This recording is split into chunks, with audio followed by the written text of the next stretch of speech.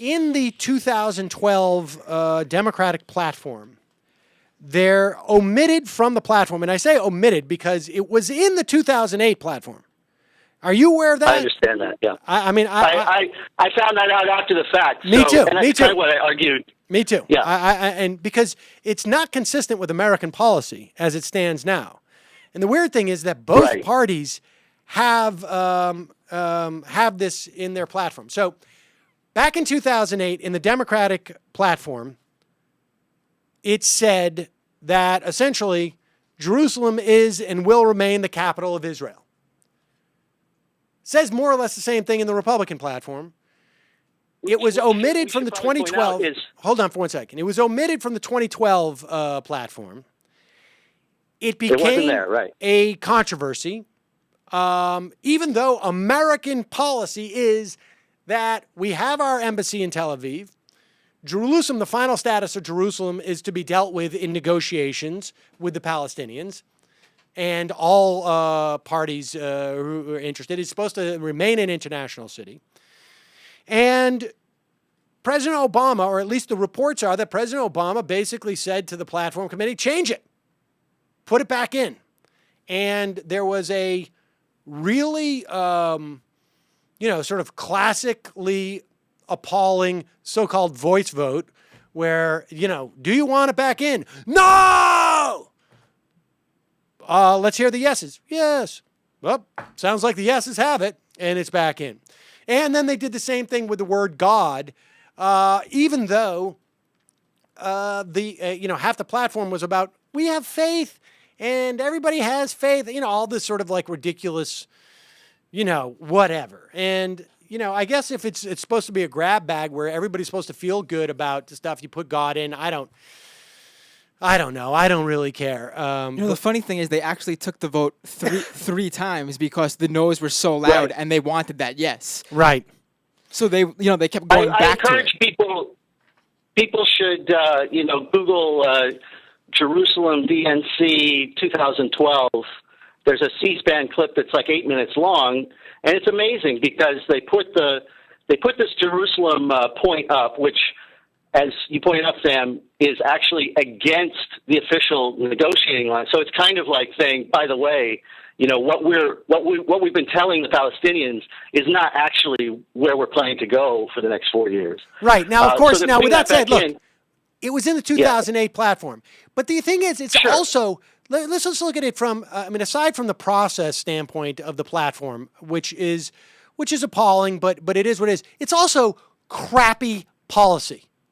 It is very bad for that reason, because it is not the American policy. There's a reason why it's been the American policy not to weigh in on this, because it's none of our business, and it makes it impossible for us to be an honest broker in the event that we ever could find legitimate partners for peace on either side of this conflict. And so it's crappy policy. It is a bad idea. And supposedly, from what I read, AIPAC, and I don't know why AIPAC has to be a part of this equation. And it's also, it's not just the you don't know why? The Jewish Zionists. It's also because of the Christian Zionists in this country, and maybe even more so for all we know.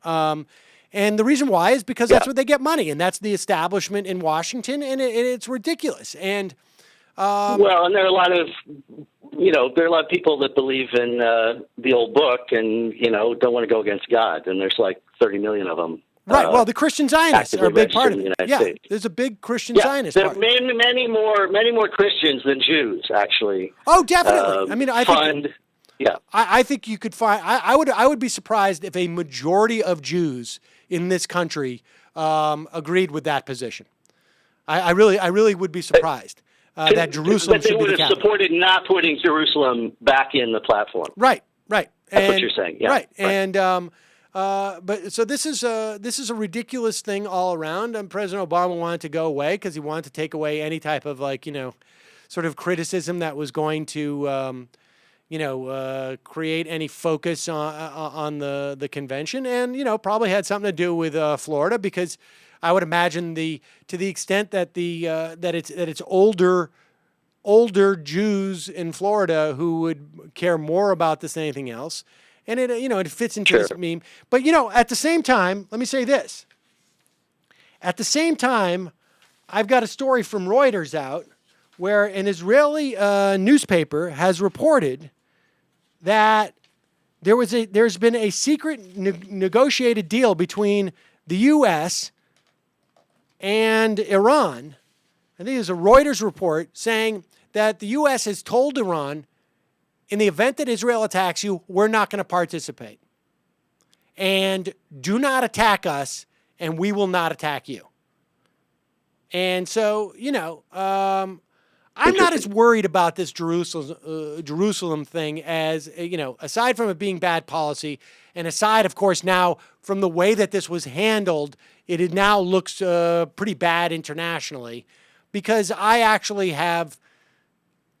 think that as it goes, President Obama has been fairly good in attempting to sort of push back against the Likudniks in Israel. Certainly better than George Bush.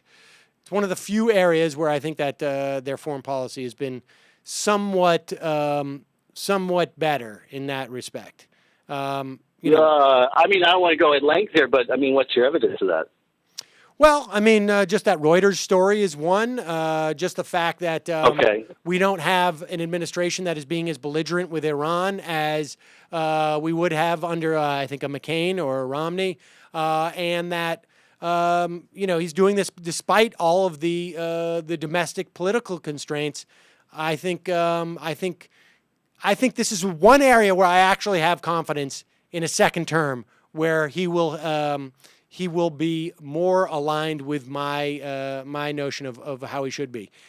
It's one of the few areas where I think I feel that. I think there's room for improvement in the second term, and I agree. Maybe it's like banking regulation.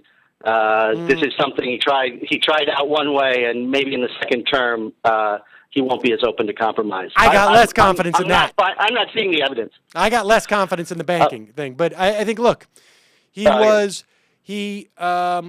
I don't think that there would have been another administration who would have been, and I know people disagree with, and I think obviously Congress should have authorized what happened in Libya, but my sense is that there is no other president who would have been as slow to get involved in Libya as Obama.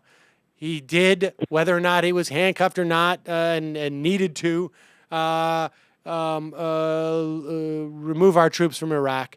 So foreign policy is one of the few areas where I have a little bit of encouragement, relatively speaking. But I got to jump. I appreciate the call. I really suggest that folks do check out the C-SPAN, and I think it'd be fascinating to find out who is behind not having it in the platform, because there's definitely audible support for not having it in the platform, and there must be institutionally people who thought they won by not putting it in. Oh, well, I think Democratic activists didn't want to left that out, but from what I'm reading, Laura Rosen reports at I'm not sure what the name of her website is, but Laura Rosen. We'll put a link to it on majority.fm. She reports that AIPAC vetted this part of the platform weeks ago and didn't have a problem with it. So this is coming from whatever. Fox News and the Republicans are trying to make an issue of it. AIPAC didn't have a problem. Hillary? Is it coming from Hillary? That's my question. No. Dude, hey, listen, if AIPAC had signed off on this, the Democrats were going to sign off on it. Then it's just more of a question of like, oh my God, this is Shirley Sherrod more than anything else. This is Shirley Sherrod. This is the Obama administration going like, I don't want to give Fox talking points for the next 2 weeks. That's what this is about.